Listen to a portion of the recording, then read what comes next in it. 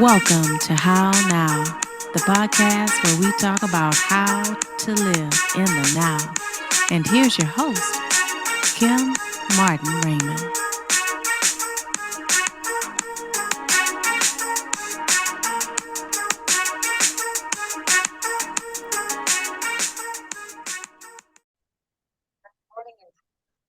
Peace and blessings, love and light, and welcome to this edition of the How Now podcast, where we talk about how to live in the now. I am your host, Kim Martin Raymond. I'm a minister, spiritual life coach, holistic nutritionist, author, and founder of Redefining You LLC, where I help my clients to realign themselves, mind, body, and spirit.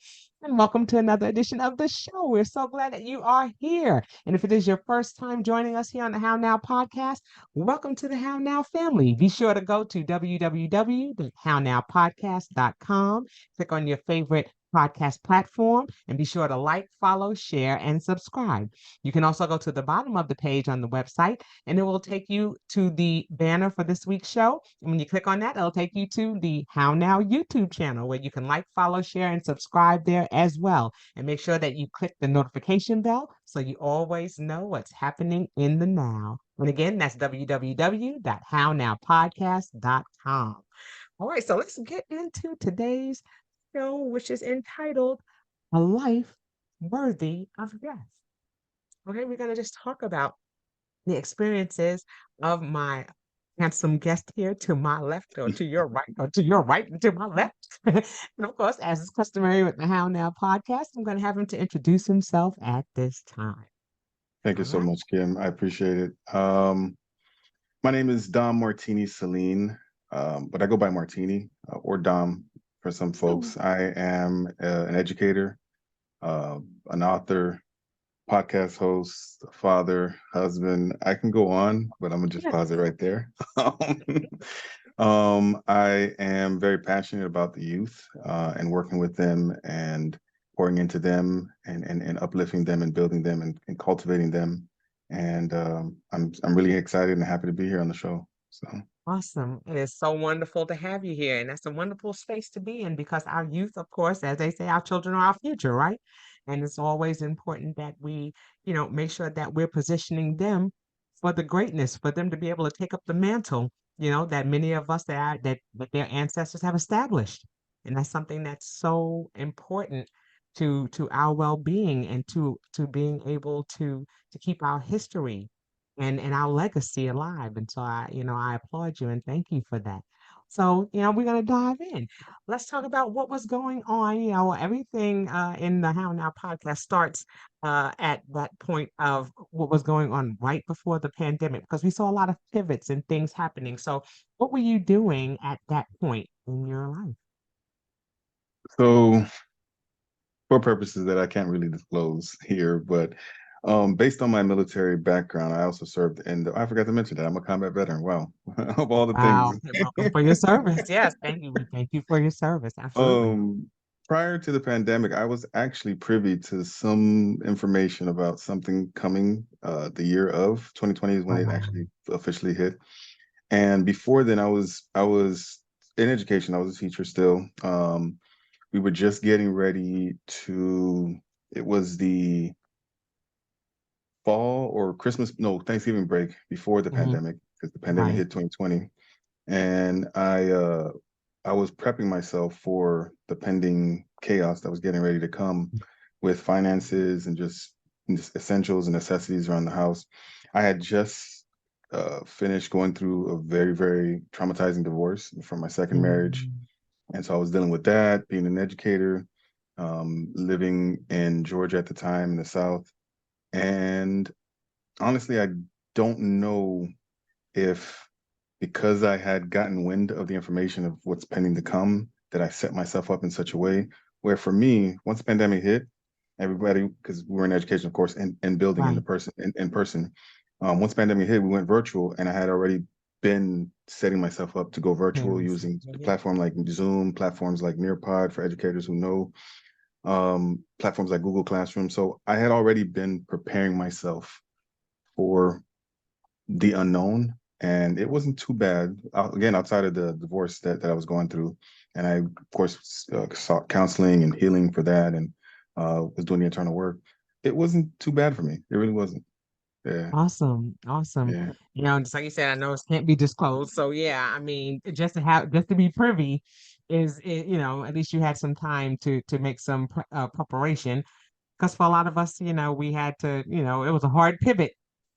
Because it was like, oh, I know a lot of people who are educators. My stepdaughter is an educator. She had just gotten her degree as an educator, and she had just Wow. finished doing her had finished doing going in and doing her classroom of course I can't think of the word now, but she was going in and practicing going into her classrooms and doing that kind of stuff. And then all of a sudden it was we have to be virtual. Virtual.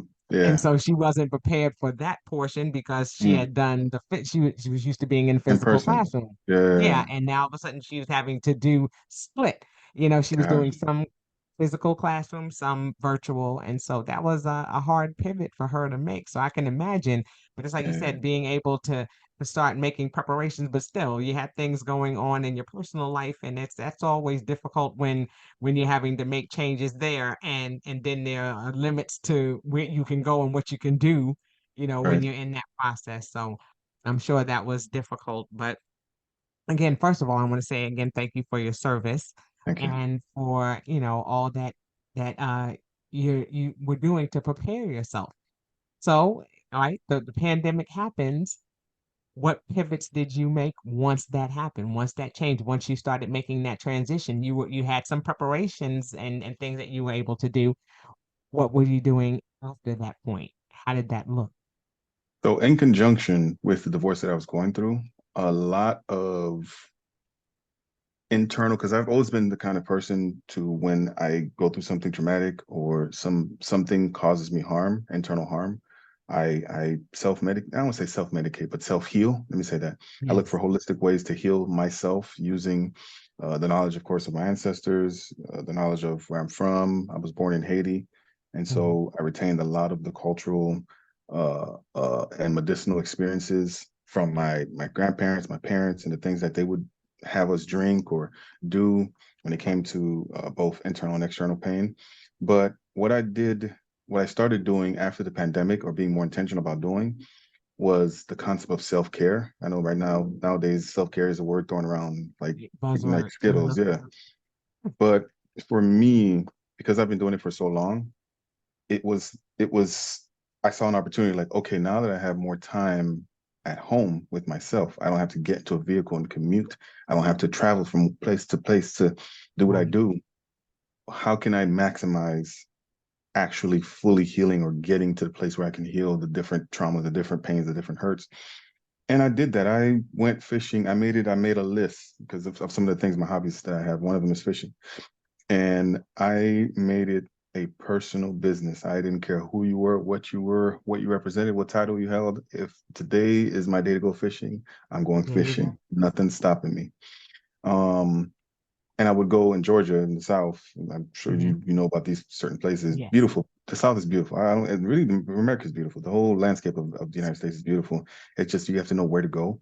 But there Right. are some places in Georgia where most people who live in Georgia have no clue whatsoever of how Right. healing, how just all you need to do is just show up there. Just show up there, and you will find Awesome. what you need in terms of restoration, in terms of healing, in terms of rebalancing. And one of my favorite places, well, two of my favorite places was Indian Springs down in I what county is that? Butts, Georgia? Is that Butts? I want to say Butts, think Georgia. so. Yeah, Indian Springs. That's And another place I would go to would be um, Lake Allatoona. I'd go up there. Yeah, Red Top Mountain, I think that's what it's called, or Red Mountain. I don't know what the name is, but um, I would go to those places religiously, man. Those were my places of reconnecting, and I took advantage. When I say I took advantage, listen, the moment I clicked in meeting on that Zoom that Zoom classroom session, I was out. And so that was the biggest thing that I really appreciated about the pandemic. Like it gave me time to like, oh, okay, I got time to myself now. I'm at home. Let's go. right. And it was wonderful because some people see it as a curse when oh my gosh, I'm trapped in this Yeah. house. And I've had people who I've talked to, past guests who are like, you know what? For me, it was sanctuary. Some people were like, my home became my sanctuary. It became a place of solace. And so, it's amazing how the perspectives are different, and depending on what station you are in your life, as to what it looks like for you. And it Yep. looks so Yep. different for people. You talk about fishing. I have been fishing one time. I went to Gainesville and I cannot remember what lake I was at, but I caught my first wide mouth bass. Nice. And I was just like, and then I put it back because I was just like, I was like, I was like, it was just, right. So I put it back. I took a picture and I put it back. Yeah. But I mean, and there's something so soothing about that. Like you said, just fishing and just like you said, being able to take time for self-care and to say, yes, I have to get in a space where, I've scheduled me in. You said something critical there. I have tapped into myself and know that I need this time. There needs to be harmony. And that's why I say I don't say balance, I say harmony. Because I mean, sometimes it's not a matter of black and white, up or down. Right, right. Sometimes it looks more like a wave.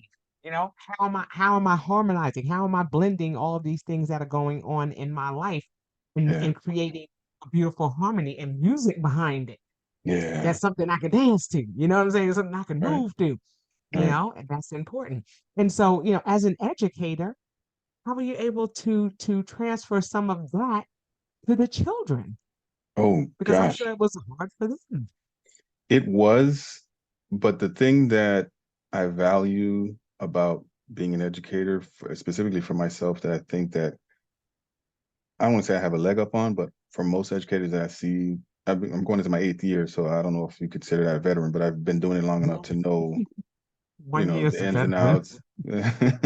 Um, but the thing that I pride myself on as an educator is the overemphasis of building connections on the front end with students, and I had done Mm, that. At yeah. Listen, school starts, and for some places in August, some places September. Whenever it starts Mhm. for me, the first 3 weeks, even actually the first month, I don't go into any content. I don't touch academics. I don't look at books. I don't look at texts. I build connections, and I'm intentional about that with team builders and different activities. And I also in that process or in that time span of building connection, I let students see the humanity in me first, because I know when I was going to Yes. school, it's the same thing. Like, you see a teacher, you think they're robots or that they're just there fulfilling a role or function. But for me, I go beyond that. I let them know, like, I'm human too, just like you. And I may not understand you because you're younger than me, but I used to be young as well. So I will try, and I'll try to connect with you in that way. And so the connections that I built with students, I carried over into the virtual world, and I'm very creative. I don't consider myself creative, but I'm very creative. And I thought outside of the box of how I can keep this space and as engaging as I do in the classroom. I have no problem in the classroom. We're there, we're physical, we're Yes. doing things, we're moving. Right. But now we're staring at There's screens. energy. How do I make it as engaging, or not, if not even more engaging? And I would do things that, I mean, gosh, man, I still have students from this day, from the pandemic, that reach out to me, that I keep contact with. Hey, Mr. Celine, how you doing? Yes. They're in high school now, some of them. And so those are the things that I think, for me, really, really helped me in that transition as an educator. Because a lot of educators were struggling. Even my colleagues that are working with me alongside me, just struggling, trying to figure out how to. I had kids that when it came time for us to read a book, we're in virtual now. They're all with their screens Hmm. facing them. When it came to read their books, I had them just pan their cameras down to look at the book, and every last one of them were reading. Like, literally, they were Yes. reading. And my AP for the school I taught at during that year, the pandemic year, he had to come on and into the room and like record it, because he's like, look at this, a teacher having kids read their Right. books and they're actually reading. And I'm just like, Right. That's I awesome. mean, I don't know, That's they're awesome. reading, they want to read. Right. So Well, you know what? Just like you said, it's about relationships. yeah. That's what's so important. As a former educator myself and as someone who works in training and trains educators, the thing that is so important is, like you said, establishing those relationships. They have to feel safe in the space that they're in. Just like you said, it's important about humanizing yourself so that they know that you're real, because it's so funny. They think you're a robot when they see you out in the store. They're like, oh my gosh, when especially when they're young, Yeah. in Yeah. the preschool setting, they think that you live at the child care center where you at. And when they see you out there, they're like, you outside?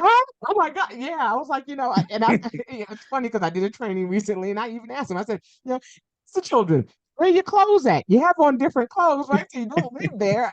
Humanize yourself so they know that you actually have a life outside of building. And Yeah. so it's about when you establish relationships, you're establishing trust. And when they trust you, they're more likely to share things are going on. And we know that these are unsafe times that we're living in. We're seeing a whole lot of things that are happening as a result of technology in real life. We're talking human trafficking, things that we're seeing happening out in society. And so it's important for our children to have safe spaces and for them to establish relationships with people who they can trust, who they who they know they can talk to if something should go wrong.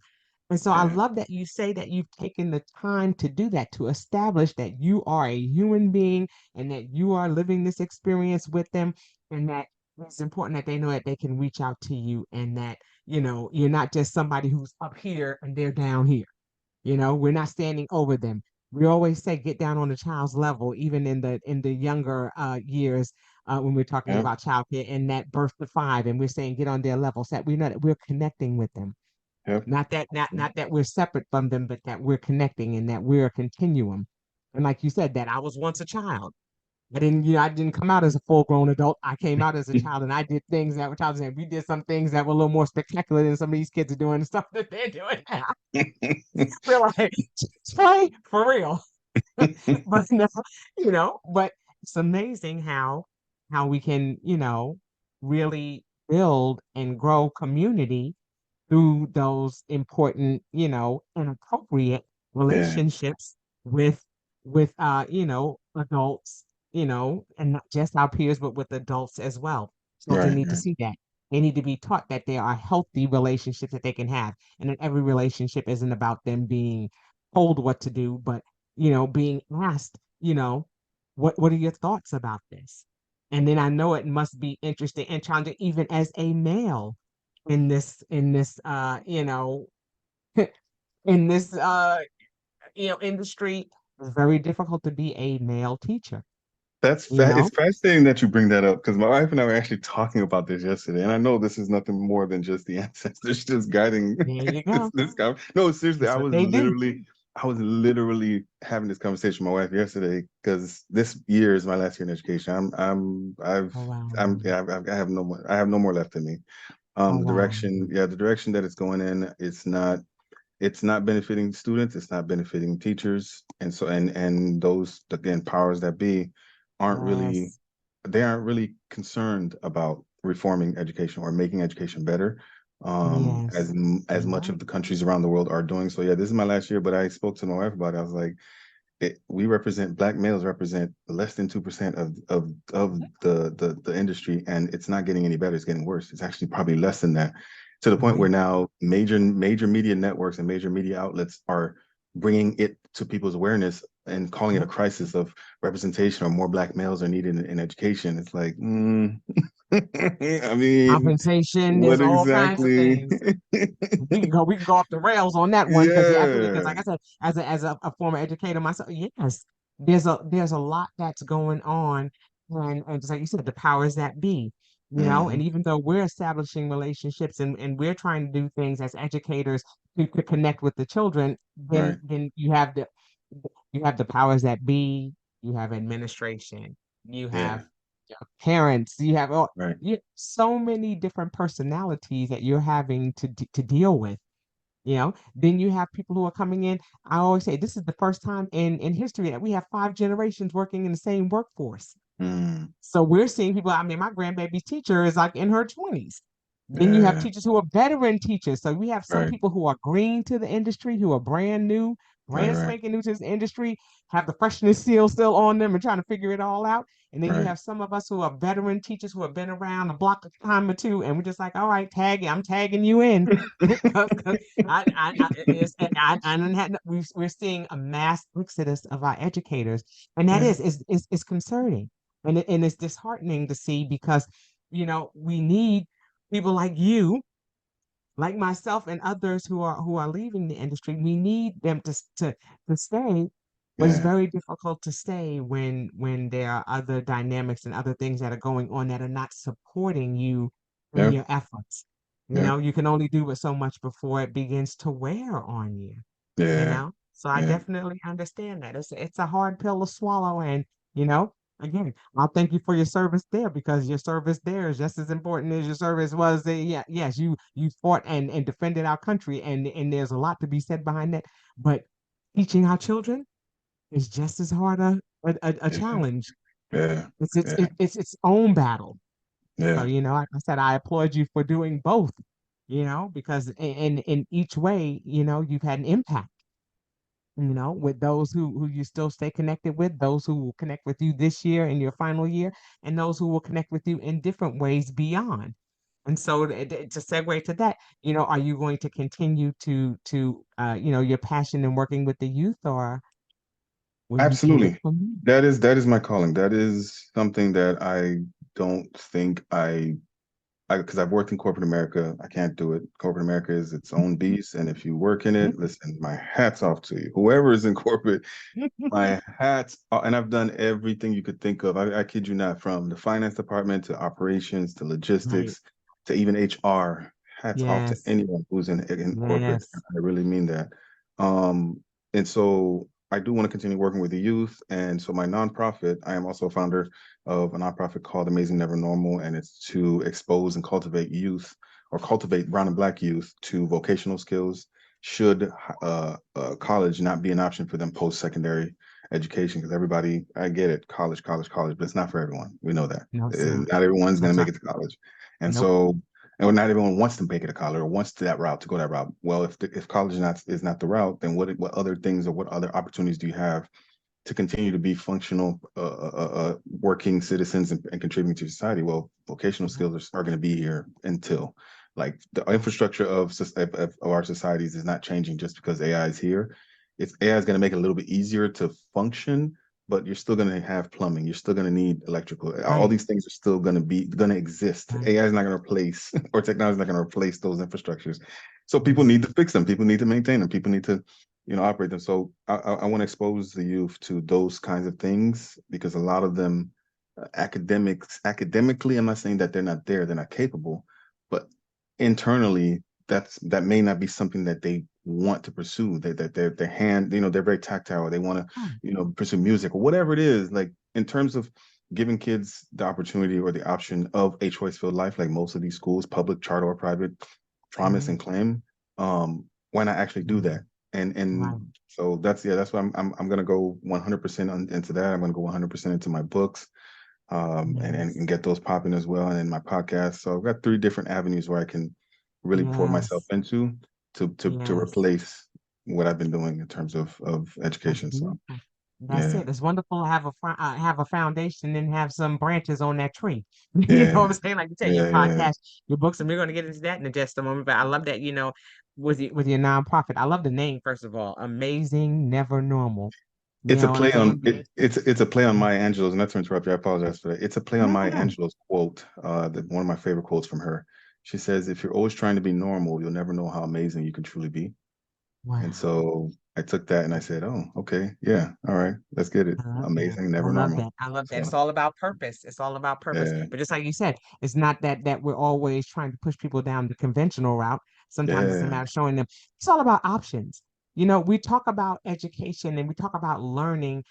Setting up a learning environment, involves showing what opportunities are out there. right, right, That's why we are that's why I love platforms like these and others with podcasts and other things like that, because we're creating platforms for people to tap into things that they may not have normally been exposed to. How do you know some people don't know what their passion is because they simply haven't been introduced to it yet. yep, They didn't know that yep, it was out there. I didn't know anything when I started coaching many years ago. People say, oh, you'd be a great coach. I was like, I'm not athletic at all. I was like, I'm over 200 pounds. What do I know about athletics? We're going, yeah. They're like, not that kind of coach, Kim. We're talking about like a life coach. And I was like, what's coach? I had no idea.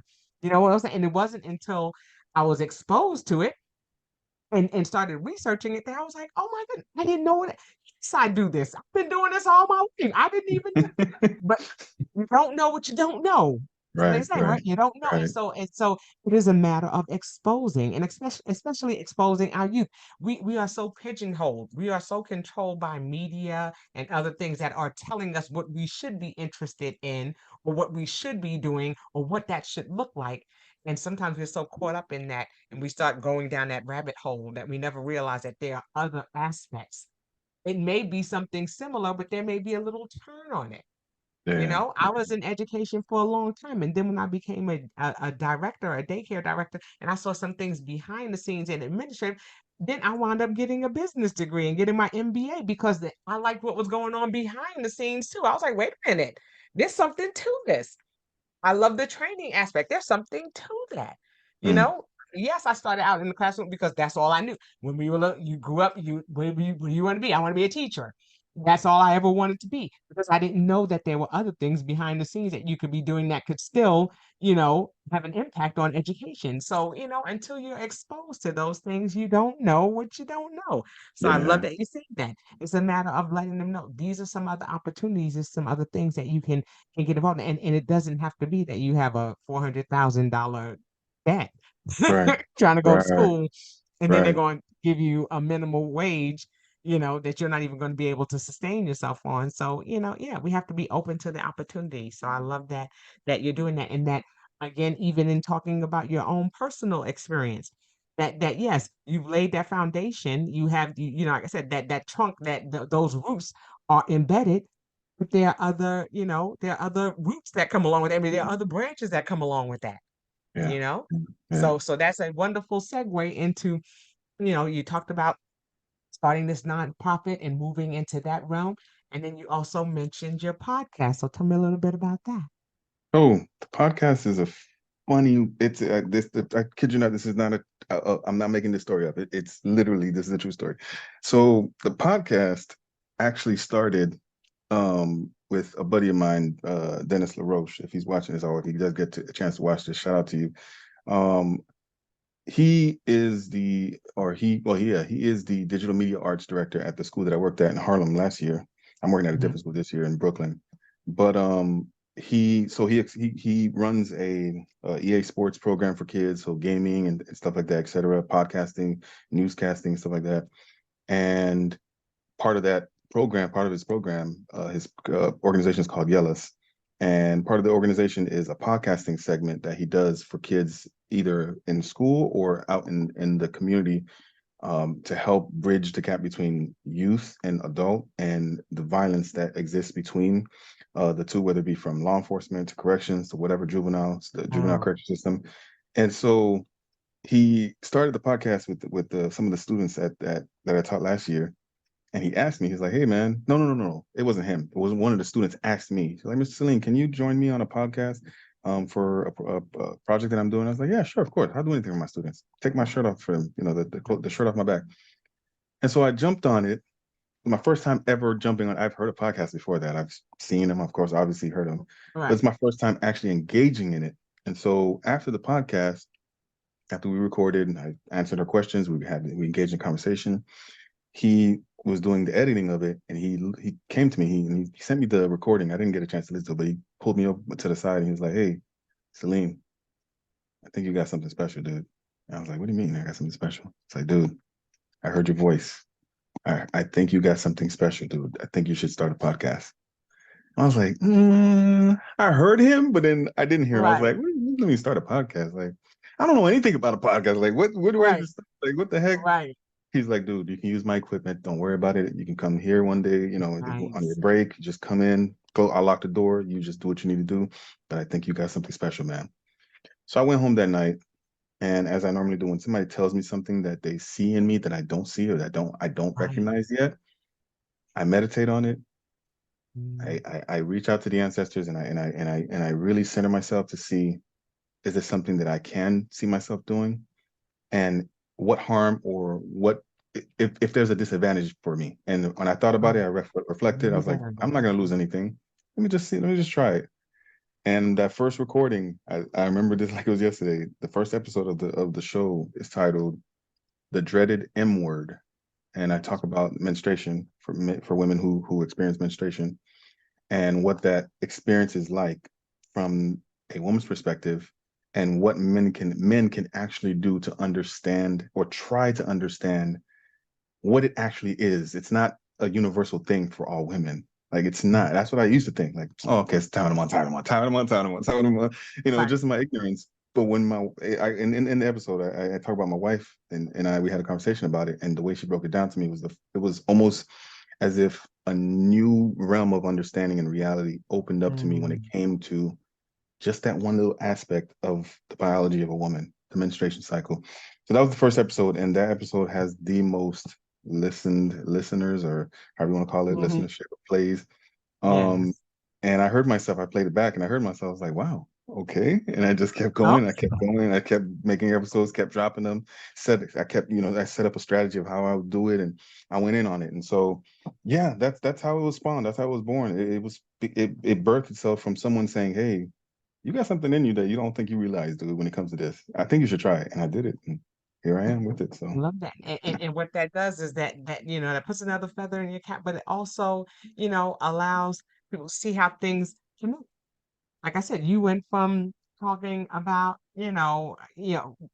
working in education and working with children and connecting with them.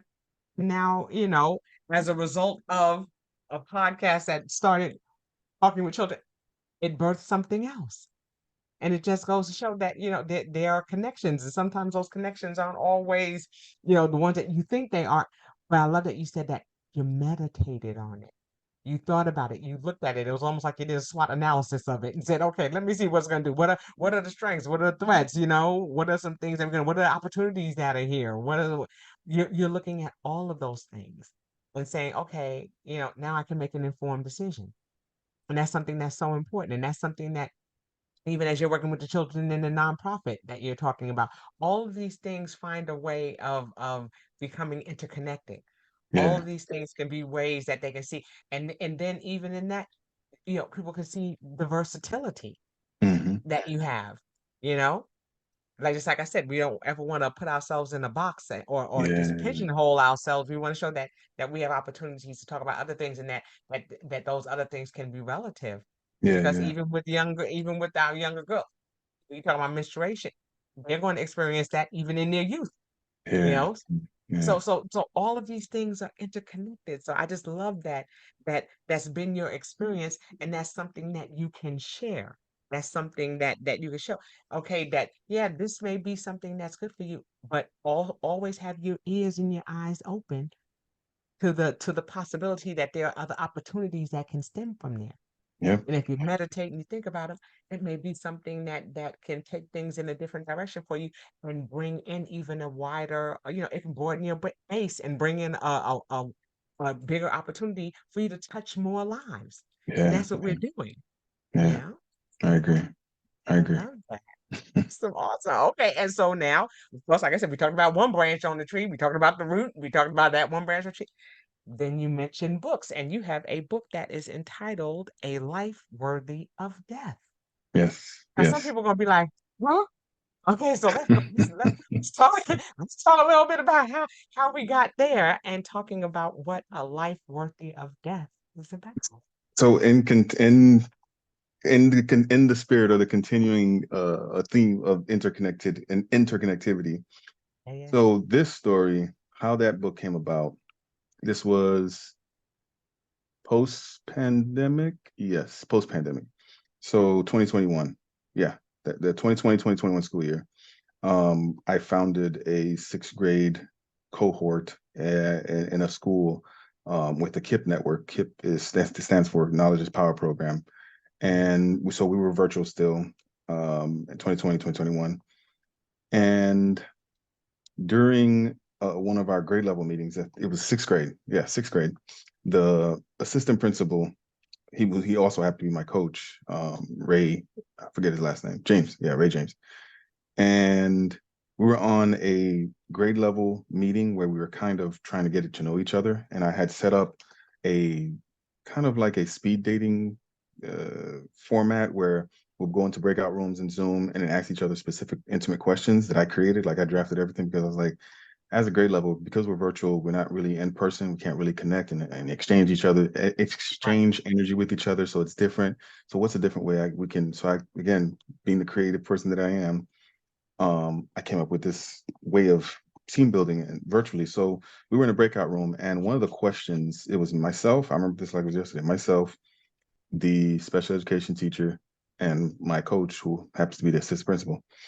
And the question that we came upon was, what is your greatest fear in life? Yeah, what is your greatest fear? And so they shared theirs individually, respectively. And I sat and I listened, and I was the last person to share. So when it came to me, I paused for a second, and they were like, what the heck? I could see it in their faces. And I said, the greatest fear I have is that I didn't live a life that was worthy of death. And they looked at me, and he specifically was like, damn, brother, I'm interested to hear this. I want to hear what does that mean? So I told him, I said, we all the grieving process or death itself and the grieving process that is associated with it is necessary, and I understand it. And I understand why we as humans grieve. We're not the only ones that grieve either. Animals do it too. It's been observed with them. But for me, the life that I've lived, the things that I've experienced, I just hit 40 last Sunday. And I know it's just a number, it's just like everything else is relative. I'm physically or biologically 40, but internally, I think I'm a little bit older than that. I know I'm a little bit older than that. Oh, yes. And so I understand why we grieve when we lose people. I get that. Like I feel that I understand that. For me though, when it's time for me to go, I don't want anyone that I've impacted or that I have made a difference in their lives in a positive way to be sad for me. I don't want you to lament. You will do it. I get it. It's almost it's involuntary. Like sometimes you just can't. I get it, but I rather you celebrate me more than lament me. I'd rather you uplift the things that I've done for you and the things that the way I've impacted you in a positive way, and I want you to carry that instead of doom and gloom and sadness. And I want you to, in other words, I want to have lived a life that was worthy of me transitioning. And so that was back in 2021. I had no thoughts of even writing a book. And then in 2022, I was like, let me actually get something on paper and in people's hands about this life that I've lived, and then what's the title? Oh, that's right. A Life Worthy of Death. So it stuck, and yeah, that's how everything landed. So that's powerful. That is powerful. I love that you yeah, said don't be sad, because one thing that I say when people pass and I'm sending my condolences to the person who has lost a loved one. I always say, I'm sorry for your loss, my condolences for your loss. And then I say, I pray comfort and peace to you and your family at this time. yeah, And I just say, may that person's life and legacy always be remembered, always be celebrated, and honored, yeah, you know? Let it be a celebration. When they yeah, say at home going, it should be a celebration, absolutely. and then, like you said, those who know my story know that my daughter passed away. We're coming up on 14 years Mm, since her passing. And yes, it's always a celebration of her life and her legacy. She is among the ancestors. And you said that is something that, and it's something to be celebrated, yeah, because we yeah, can continue to tap back into who they are. And so you said it's not something that we want to lament, it's something that we want to celebrate, yeah, because they were here for a purpose and they served their purpose while they were here. It's like you said, a life worthy of death. It's beautiful. That's powerful. So you said, I'm like, yes. Okay, so I'm sure, that's why I have a copy of the book. Okay. That's exactly why, because it's all about perspective. yeah. It's all about perspective. And that's something that's so important, going back to our youth, to teach our youth as well as those adults. And so talk to me a little bit about that, about legacy and you know what you talk about in the book, some of the takeaways. And So I think it was sometime last week. I don't remember what day, but my eighth graders, I'm teaching eighth grade again this year. I taught it last year. One of the homerooms, a young lady, after I finish sharing about myself and what I do, I actually retain some of the things that I do because I don't want to give them all. I don't want to give you all the goods at one time. No. I want to retain it so that as we're going throughout the year, you're like, wait, you're that too? Like, what? How in the world? And so I don't know how it got wind. I don't know how the conversation came about, but one of my students, she asked me, she said something, and she said, you know what, Mr. Salien, I think you should write a book. And something told me to say, that's one thing I don't like. I prefer integrity over dishonesty. And so I don't like, my conscience won't let me lie to someone, especially I don't lie. I can't lie to myself. So I definitely can't bring myself to lie to others. So I was like, what do I tell her? I said, you know what? I actually already did. But I said, keep that between me and you. And so she's like, really? Like, yeah. I said, just type my name in Google, just look it up. And she did. And when she saw the book, she's like, what is it about?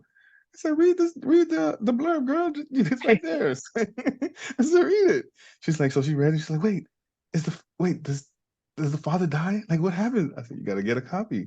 She's like, oh my gosh, oh my goodness. And I could see in her eyes something that, and you're an educator, so you know this. Something lit up in her eyes that only educators can understand. And I don't even know if you could describe it in words, like, or put it in words. I've been trying to for the last 7 years. I can't. I know what I saw, and I was like, dang, okay, all right.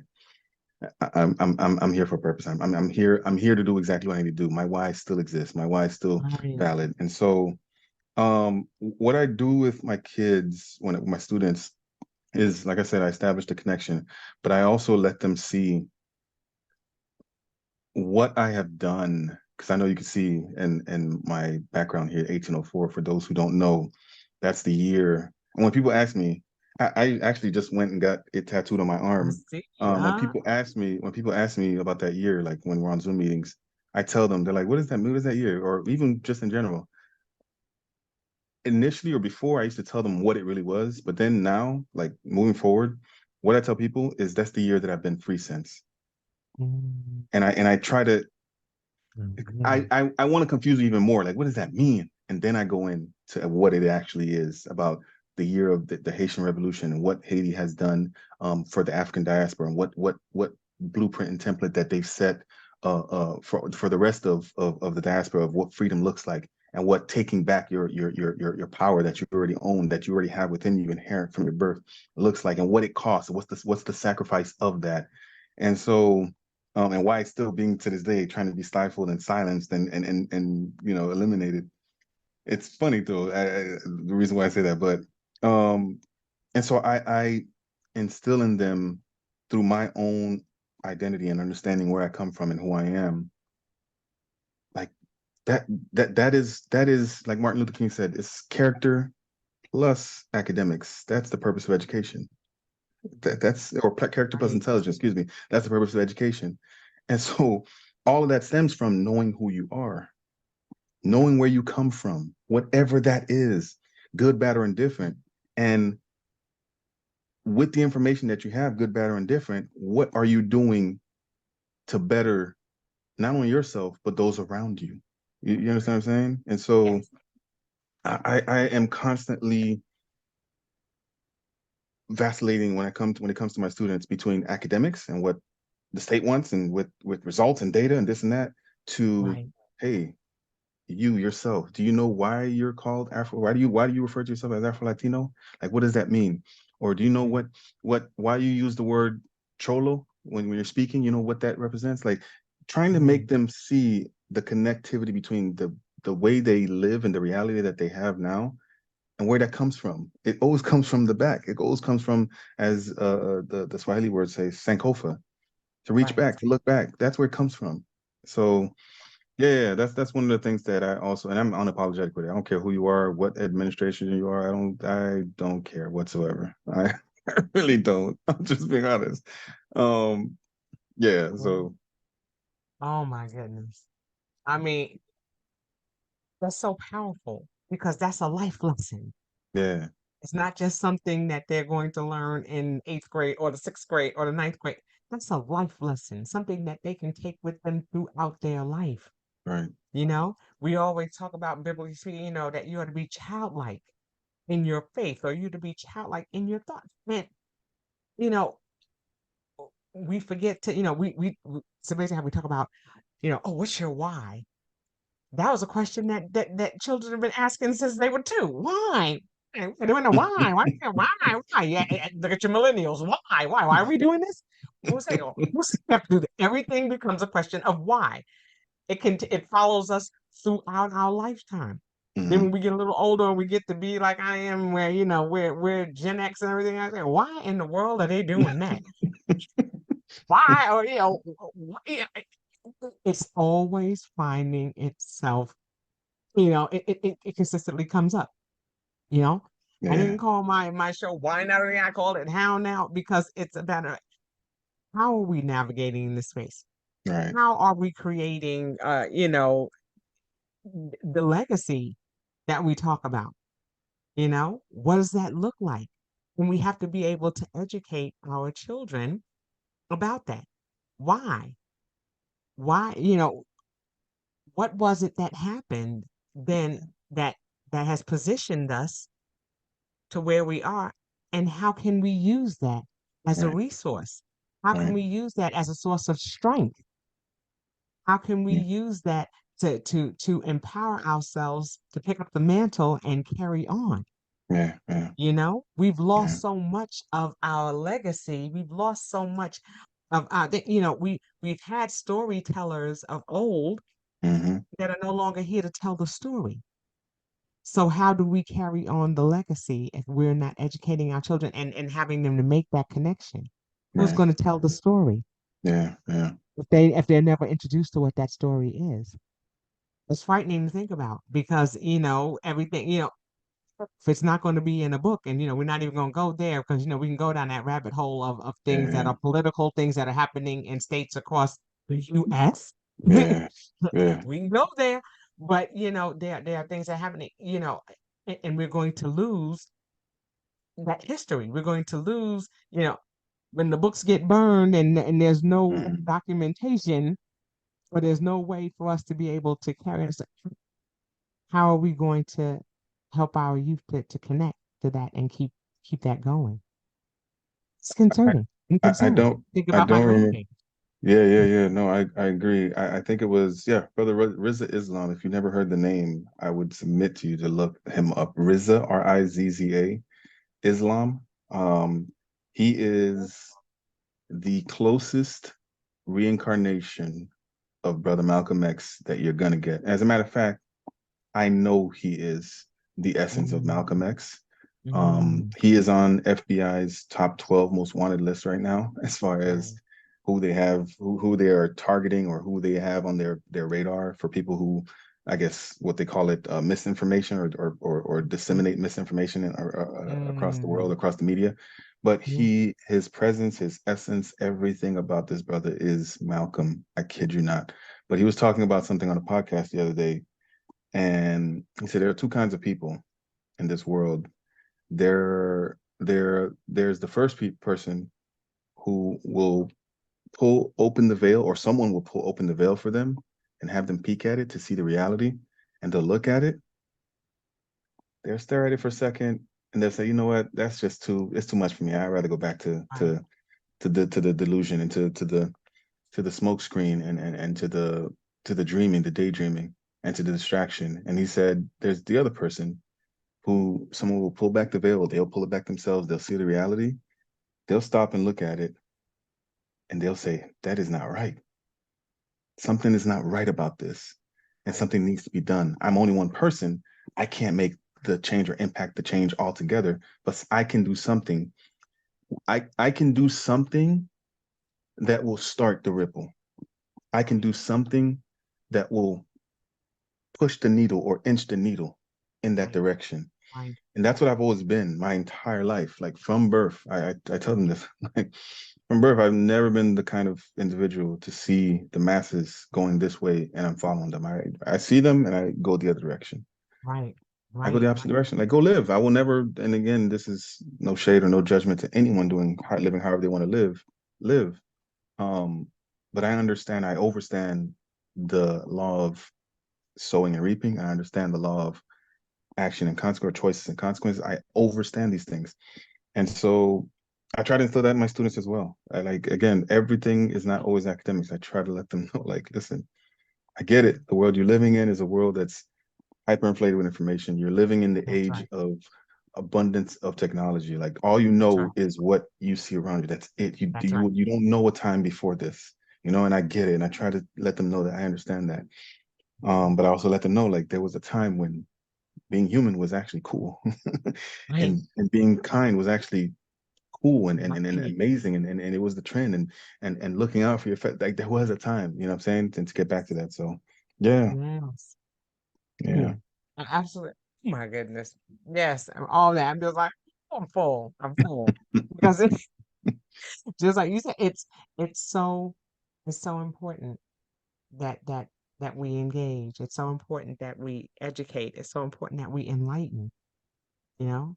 It's so because and that we do things like you said, be a trailblazer, yeah, be that person that says no, because we get to a point where we're sheeple. People are just mhm, following the crowd. We're just following along. They always have they have those little things on Instagram where they just show people running and people just start running. What are you running from? What am I yeah, running from? Why am I running? I'm just following. Of course, there are times where we're just like, okay, well, maybe there is imminent danger. Okay, yeah, I do. Maybe I need to move. But there are some things where we're just following just to be following. It's like you said, when do you stand? What are you following for?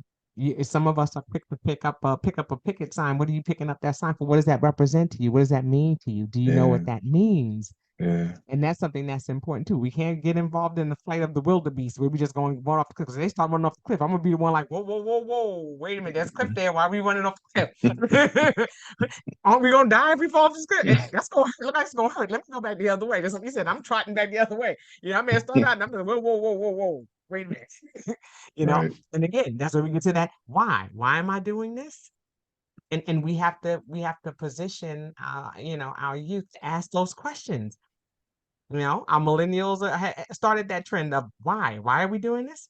right. I have a shirt that I had created by a friend of mine that says hashtag memes. Make it make sense. Because if it's not making sense, I'm like, now wait a minute, why are we doing this? Hold up, man, hold up. I said in my heartbeat, hold up, swole up, hold up. Why are make it make sense? If it doesn't make sense, we have to position ourselves to ask why and not Yeah, feel like it's wrong for us to ask why. yeah, Because yeah. if you're confident about what it is that you're asking me to do, you should have no problem Me asking you why. explaining to me why it Yep, is that I'm doing this.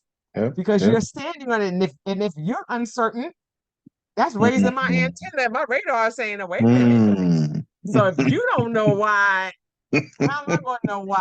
So I think I'm gonna go back this way. I'm gonna holler at you. I'm gonna see you later. Going back this way until you can be clear, Right. and that's what happens. We just said we not. I'm 53 years old. Mm. Gen X. We come from that. Say you were seen and not heard. You did what Yeah. you were told. You didn't Right. Right. question it. Right. So and that's how we were raised, and now we're raising a different type of child. And so there are so many aspects of how we are raising our children, how we're rearing our children, how Yeah. how we're how we're showing up, and we have to change the dynamic of how we're showing up Absolutely. and Absolutely. what it means to show up, and what that looks like in a positive light, and how that's going to honor ancestors, those who are before us, those who are blazing trails, those like yourself, myself, and those who are creating platforms for us to have these conversations Yeah. and to have them unapologetically. You know, it takes a lot. It's a Yeah. lot. Yeah. So yeah, Yeah. but you laid the foundation, my friend, my brother. You have planted your seeds and your roots deep, and then showed that there are so many ways that we can go, but it's still not taking away from who we are foundationally. Yeah. Yeah. So you are educating us by what you're doing. So like I said, I honor you and I Thank thank you. you for all Thank you. that you're doing and all that you're being. and all that you're showing others that they can be, especially as an African American male. We already know the challenges that come with that. Yeah. And so it's beautiful to see this tree planted firm and strong, that the waters flow through, that nothing is going to sway it from the left or to the right.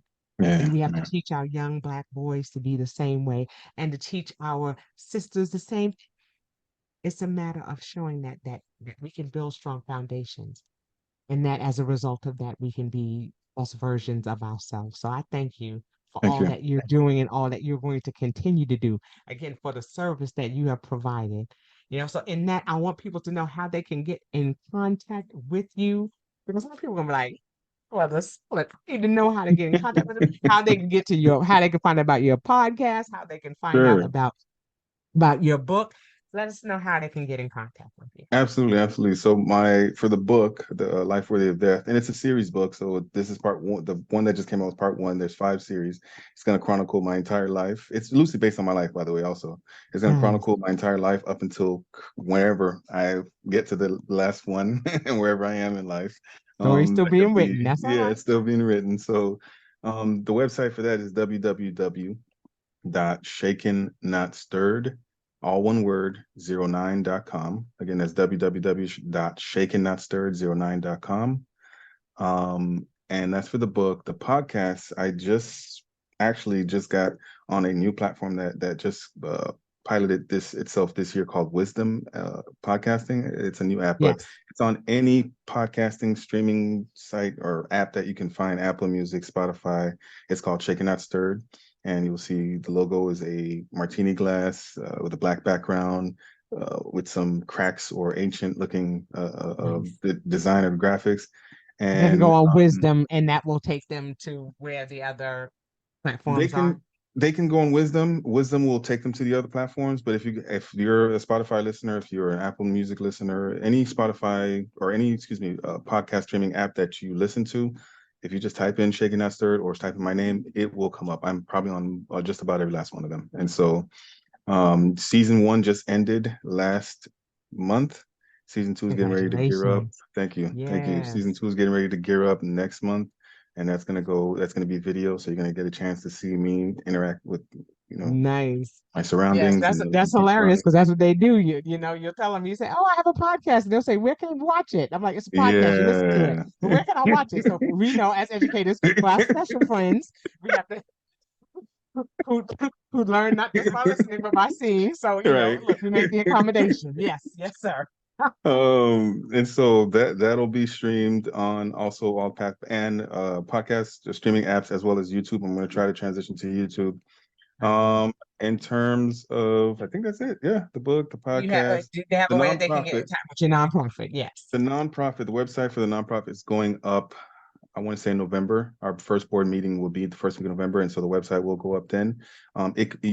It will. I will have it on my LinkedIn. In my LinkedIn, you just type my first name, last name, Dommartini, Dommartini, Salien, Salien on LinkedIn, and you can pull me there.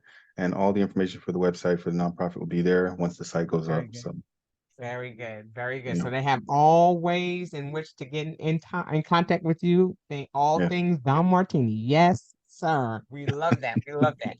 Thank you so much for sharing that information. And it will be in the description for the show when it awesome. airs. So you'll be able to get in contact with him. And then, like you said, you'll be able to see him, hear him, read about him, just experience him. How about that? So I absolutely love that. Thank you so much for that. Thank Okay, you. and as we're wrapping things up, I want to ask you a question I always ask all of my guests before we go. How are you living in the now? How are you navigating in this space that we're in? I appreciate that question because I, much like the title of my book, I'm actually, I told this to someone too. I was on their podcast, Gretchen. She's also a great friend of mine Yes, on LinkedIn. the flight attendant. Love her. Yeah, the Shout flight out. attendant, yeah, her podcast. Shout out. Shout out to Gretchen. I'm actually in a state of embracing and welcoming death. And I want to Mm, read to you a quote from James Baldwin, the late and great James Baldwin that I saw the other day, and I was like, wait, I know many of his quotes, but this one for me was like, yo, what? So the quote says, if you can live in the full knowledge that you are going to die, you can live. This is not mystical talk. It is a principal fact of life. If you can't do it, if you spend your entire life in flight from death, you are also in flight from life. Right. That's right. And so I'm constantly in a state of every day that I wake up, that I call it a day, I'm thankful. I'm Yes. grateful for it. Yes. And I walk and I approach life in a way that it's like Mahatma Gandhi said, live every day like it's your last. I do better. If I made a mistake, I hold myself accountable. Whatever it is, I try to live now because that's all I have. That's all I have. That's it.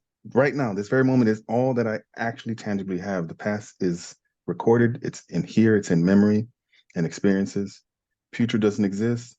And so what I have now is now. And every day that I have, that I can call it a day, I'm constantly looking for ways to better myself. I'm constantly looking for ways to love my wife better. I'm constantly looking for ways to instill in my kids, my own biological kids, what my dad instilled in me that benefited me, that helped me. Like I'm always trying to leave now better than it was because it doesn't exist. It's always coming. It's always coming into being. It's always so. Yeah, that's how I'm navigating in the now, and whatever does come up, whatever obstacles, challenges, trials, take it with a grain of salt. Be thankful for it. Uh, uh, uh, Use the tools that I've learned to navigate through it from the ancestors and from my experience, and go to bed, the night of next to my wife, my best, my empress, my queen, Yes. my forever. So yeah, that's how I Yes. navigate. Okay, now typically what I do is I say, do you have any parting words for our listeners? Anything you just said my book. I'm gonna ask you to read the quote one more time because that's a Absolutely, powerful way to absolutely, end this absolutely. segment. All right, James Baldwin. He's gonna hit it again for those who need to hear it 2 times. All right. James Baldwin said, if you can live life in the full knowledge that you are going to die, you can live. This is not mystical talk. It is a principal fact of life. If you cannot do it, if you spend your entire life in flight from death, you are also in flight from life. Right. All right. Yeah. Mm. Let's not get any better than that. Okay, words of wisdom. Okay. And just like you said, even though you just had a birthday, and again, we wish you belated birthday blessings. Yeah. Thank you. Thank you. But yeah, but the wisdom that flows from you is far beyond your years. You already know that. The ancestors are smiling on you for all that you are sharing and all that you are doing. And know that you are now officially part of the How Now family. Thank you so much for sharing. You are always welcome back because, again, what's happening right now, 2 minutes from now, 2 weeks from now, 2 hours from now, 2 years, 2 months from now, is not what's happening. I mean, what's going to be happening today. So you're always welcome to come back Yeah. as you're bringing your books out and share with us things that are going on in your now. Once you get there, but like I said, you're always welcome. The door is always open. Thanks again Thank you. so much for coming and being a part of this experience and sharing this aspect of your life with us right now. Thank you, Okay. Kim. Thank you. You'll always be welcome back. Okay, and that will do it, y'all, for this edition of the How Now podcast, where we talk about how to live in the now. And until we see you the next time, stay peace.